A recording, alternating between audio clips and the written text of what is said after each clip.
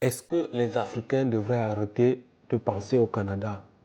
Est-ce que les parents africains devraient arrêter d'envoyer leurs enfants au Canada? Est-ce que le Canada demeure un choix pour des ressortissants africains? Est-ce que cela est encore nécessaire de vivre au Canada en tant que ressortissant étranger, particulièrement africain? Dans cette vidéo, je vais vous donner mon avis sur l'actualité qui se vit actuellement au Canada, particulièrement au Québec. Alors, il s'agit là d'un deuxième cas qui vient de faire éclosion sur les réseaux sociaux. C'est celui d'un enfant, un Ivoirien, un jeune Ivoirien de 10 ans qui s'est fait brûler. C'est une brûlure de deuxième degré si je ne me trompe pas, je pense. Je vais vous faire voir les images. Il s'agit là d'une dame qui a pris la peine de bouillir de l'eau. Je ne sais à combien de degrés, mais je peux vous avouer, c'est quelque chose qui donne l'impression que cela a été planifié. Elle a pris son temps de bouillir de l'eau comme il faut pour accomplir sa mission. Je vais le dire comme ça. Alors, il s'agit là d'un enfant qui rentrait des classes et passait sur la cour de la dame en question. Et cette dame l'a arrosé avec de l'eau. Bien sûr, elle a ses raisons, mais on se demande bien si c'était la meilleure solution pour résoudre un problème ou bien pour manifester quelque chose. Je vais vous faire voir les images, mais avant, j'aimerais bien souligner que cette vidéo n'est en aucun cas à titre de racisme ou de quoi que ce soit. Je donne juste mon avis et j'attends vos avis en commentaire. Et c'est juste pour essayer d'éclaircir aussi parce que beaucoup de commentaires sont en train de péter ou de naître à tort et à travers. Mais il faut juste qu'on se rappelle à l'ordre. Je vous fais voir les images et je vais vous donner mon avis après ces deux images. Je vais d'abord vous faire voir l'actualité pour ce qui concerne l'affaire d'Alexandra, de la jeune Congolaise que vous avez tous vu, vous savez déjà. Je vais ensuite vous montrer la vidéo du jeune homme, du jeune garçon de 10 ans qui actuellement est en état de rétablissement pour reprendre ses cours par la grâce de Dieu. Tôt ce matin, près de 80 personnes étaient rassemblées et se préparaient à effectuer une battue à l'île Saint-Quentin. J'ai effectué le déplacement de Montréal à Trois-Rivières ce matin. C'est une histoire qui nous attriste tous. Les recherches des policiers pour retrouver l'étudiante de l'UQTR disparue, Alexandra Martine Diengo Lumbayi, avaient été suspendues lundi en fin de journée sur l'île.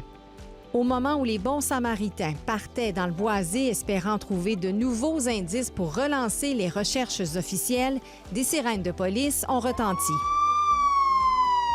Rapidement, une embarcation partait sur la rivière Saint-Maurice dans le secteur de la Marina. Sur place, un kayakiste venait de trouver un corps à demi submergé. La foule s'est déplacée pour observer les opérations policières. Cherchez! On a pris le relève! La tristesse a rapidement remplacé l'espoir. Les policiers ne pouvaient donner que peu de détails à ce stade de la découverte. Mais le corps repêché allait permettre de relancer l'enquête. Il y aura sûrement du visionnement de bandes vidéo, ne serait-ce que de voir auprès de l'usine ici à l'arrière s'il y a des caméras qui pourraient nous pointer. Mais actuellement, là, on n'a pas de détails sur le cheminement du corps. Pour les dizaines de gens présents, certains auraient aimé savoir plus rapidement s'il s'agissait ou non de l'étudiante disparue. L'attente était pénible sur place.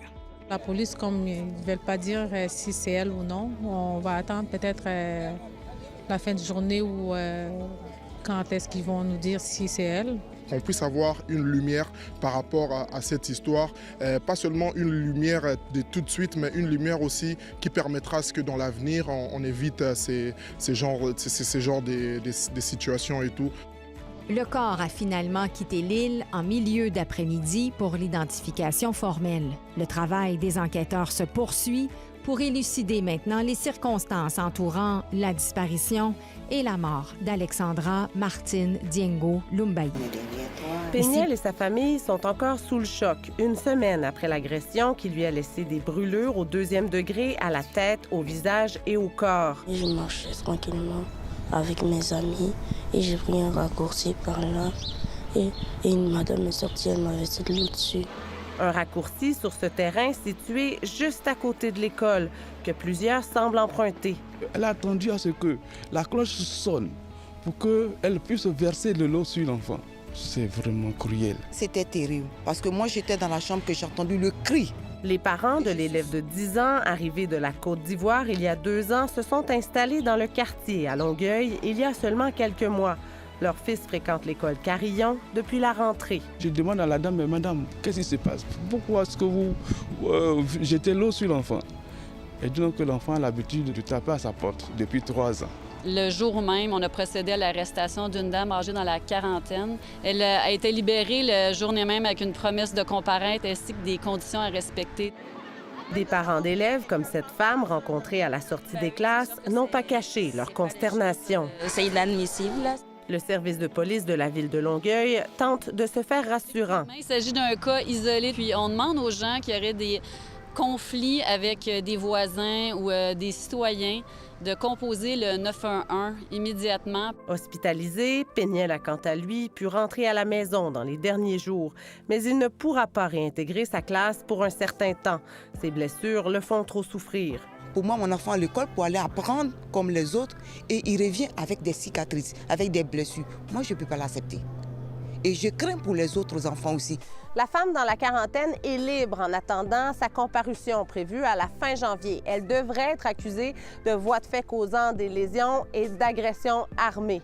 Concernant l'affaire d'Alexandra, j'aimerais bien que tous les créateurs de contenu ou encore tous ceux qui parlent du Canada sur YouTube, sur Facebook et sur tous les réseaux sociaux, en fait, que pour ce mois, surtout les ressortissants d'Afrique, à chaque fois qu'ils veulent faire une vidéo, qu'ils essayent au moins de rendre un hommage à notre sœur Alexandra, parce que c'est une Congolaise, elle est camerounaise, elle est congolaise en même temps. Ça peut aussi être une Ivoirienne, une Guinéenne, une Gabonaise et autres, une Malienne et tout ça. Donc après tout, j'implore tous les créateurs ou encore j'implore tous ceux-là qui sont vraiment touchés par la situation de des fois faire des minutes de silence réservées à l'hommage de notre sœur Alexandra. Moi particulièrement, je vais reprendre des vidéos, mais ce mois d'octobre particulièrement, toutes mes vidéos, je vais les dédier à elle. Je vais juste m'habiller en noir sur toutes mes vidéos, juste pour faire hommage à cette dame. Vous avez vu l'actualité concernant la jeune Alexandra, que nous prions toujours que son corps repose désormais en paix et que la justice soit faite, que les enquêtes puissent aboutir et qu'on puisse avoir les résultats le plus tôt que possible afin que sa maman puisse... C'est difficile à dire, hein? C'est difficile parce que je ne sais pas si sa maman va vraiment retrouver la joie de vivre. Vu la première vidéo d'alerte qu'elle avait faite, on comprend que c'est une maman qui a traversé beaucoup d'étapes avec sa fille qu'elle a eue à ses 17 ans. Et on comprend également que c'était l'unique fille qu'elle avait, l'unique enfant qu'elle avait dans sa vie. Donc quand on essaye de se mettre à la place de la mère qui ne doit plus voir sa princesse, qu'elle avait dit c'est elle et sa fille contre le monde, et tout d'un coup qu'elle puisse découvrir, on se met à sa place, qu'elle puisse découvrir peut-être sûrement par les réseaux sociaux que sa fille n'est plus et qu'elle ne pourra plus jamais être en contact avec elle, ça sera vraiment difficile. Quant à Alexandra, j'essaie de me mettre à sa place. Comment est-ce qu'elle s'est sentie? Si c'est vraiment un cas de meurtre, comment est-ce qu'elle s'est sentie? Incapable d'être secourue, malgré qu'elle demandait peut-être de l'aide sûrement, mais il n'y avait personne pour répondre à son cri de souffrance. C'est pas parce que le monde voulait, mais c'est parce que c'était impossible, peut-être parce que c'était difficile. Je me mets un peu à sa place, comment est-ce qu'elle a pu voir la mort venir vers elle progressivement. Tout ça, c'est difficile à croire et à comprendre. C'est vraiment difficile, alors que son âme repose en paix, une fois de plus. Après toutes ces histoires, ces deux histoires qui font la une des réseaux actuellement, est-ce qu'on devrait encore penser au Canada? Est-ce que les Africains devraient réellement penser au Canada pour la suite des études et autres de leur progéniture ou bien de leurs enfants ou le futur de leurs enfants? Moi, je vous dirais, oui, le Canada reste l'un des pays les plus sécuritaires au monde. Ceci fait juste éclosion parce que d'autres communautés avant la communauté africaine ils ont vécu et ils vivent également, même les Québécois ou les Canadiens vivent également des scènes pareilles. Juste que les Africains ne sont pas souvent impliqués et ils ne sont pas souvent informés. Ce qui fait qu'on se dit que ça concerne uniquement les Africains. Non, il y a beaucoup de cas d'enlèvement, de violence, de crimes qui concernent aussi d'autres communautés, même les communautés d'ici, du Canada. Donc, on ne devrait pas se baser sur ces deux scènes pour dire que le Canada est insécuritaire, non. Mais juste que ceci a vraiment touché cette fois-ci des communautés qui se sentent peut-être minorités ou encore qui se sentent étrangers. Peut-être c'est dans ce sens-là que beaucoup de personnes se disent que non, c'est quelque chose de racisme. Moi, je dirais non. Parce qu'il y a beaucoup de communautés, beaucoup d'autres personnes ici, natifs d'ici, qui vivent également les mêmes situations. Donc, dit que on ne devrait plus penser au Canada, non. Mais ce que je peux donner comme avis, comme conseil à tous les parents qui envoient ou encore qui sont ici avec leurs enfants, tout ce que je devrais dire, c'est de préconiser la collaboration, la communication. Parce que ici, l'enfant, ce n'est pas juste l'enfant. L'enfant devrait être un partenaire. L'enfant devrait être plus qu'un ami afin de mieux communiquer, de mieux se dire des choses comme il le faut. L'enfant ne devrait pas être vu inférieur comme peut-être dans nos cultures, inférieur à ses parents. Non, l'enfant ici devrait être comme un ami, un partenaire, afin de pouvoir se dire des vérités, se dire des choses clairement, se dire des choses comme on se dit avec des amis.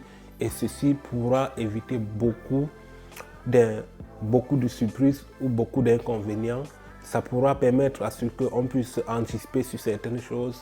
Je ne vais pas dire que la dame qui a éclaboussé l'enfant de l'eau a raison ou bien a quelque chose, a une raison particulière, même si elle a une raison particulière, mais je ne pense pas que c'est la meilleure façon de résoudre les problèmes. Non, ça ne se résout pas comme ça parce que là, il s'agit d'une vie et on ne sait pas s'il aura sa peau comme il le fallait, s'il aura encore son visage ou encore son physique comme ça devrait être, parce que c'est vraiment difficile.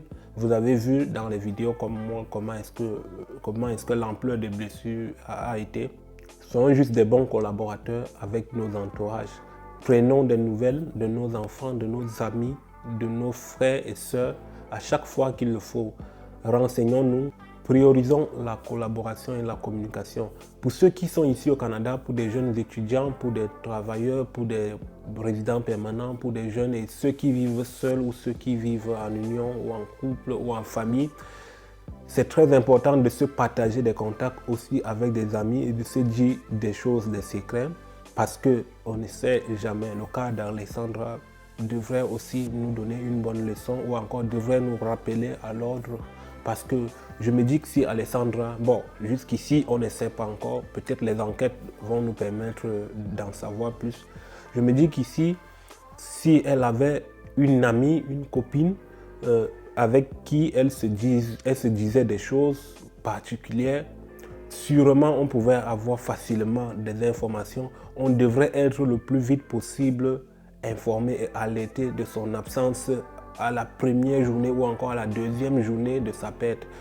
Malheureusement, peut-être après on le saura, malheureusement jusqu'ici on n'a pas eu avec qui elle causait. Peut-être si elle avait un ami ou encore une copine qu'elle avait dit que tiens, je m'en vais à telle place, je m'en vais en excursion, je m'en vais en tourisme dans telle place et tout, je m'en vais faire ceci pour tel nombre de temps. Sûrement, sa copine devrait de temps en temps communiquer avec elle pour demander comment ça se passe, est-ce que c'est le fun, est-ce que comment, comme si. Sûrement, elle devrait découvrir pourquoi elle ne répond pas, pourquoi Alexandra ne me donne pas de nouvelles, envoie-moi des images, pourquoi elle n'envoie pas des images, tout ça. Ça devrait peut-être alerter la population ou encore alerter le monde le plus vite possible et ça devrait engager des recherches le plus tôt possible. Peut-être on devrait la trouver vivante. Mais hélas, tout dépend de Dieu aussi, c'est de la volonté de Dieu. On va devoir dire merci à Dieu pour ce qu'il fait et qu'il puisse l'accueillir dans sa dernière demeure et que son âme repose en paix. C'était Tonton Romy. Ciao.